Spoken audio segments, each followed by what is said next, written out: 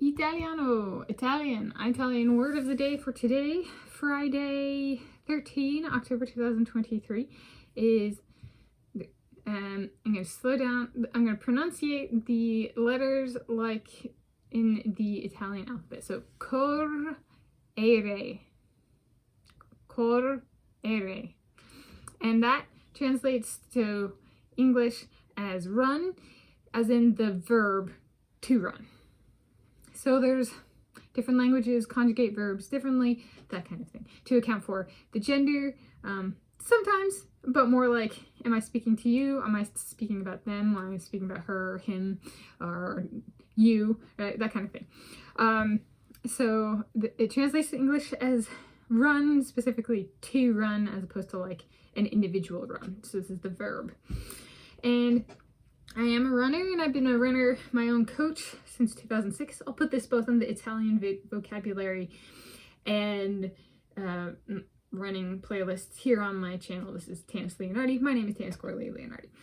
And running is essentially moving from one place to another as fast as one can on land. And it tends to be vertical on both legs. Or appendages, both bottom trunk appendages, maybe is the way of phrasing it, because not everybody has a full leg, kind of thing.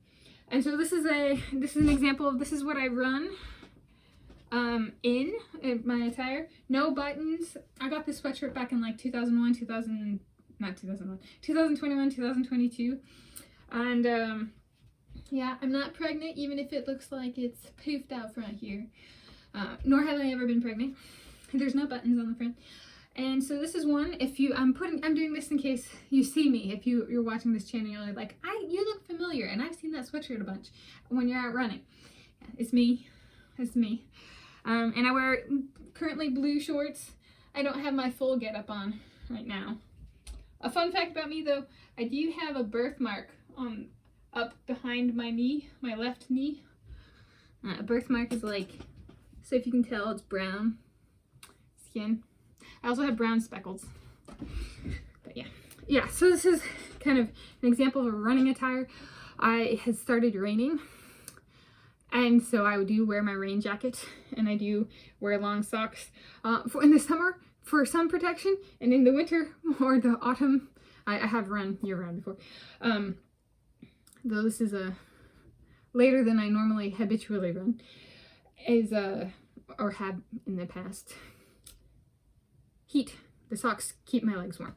So yeah, there's a little bit about me and my running history. Very brief. If you want to, I think if I recall correctly, I've actually featured this sweatshirt in a video back in September 2023, and as part of my road running gears and safety kind of stuff video. There's a video on that, and I'll link to the playlist for running below.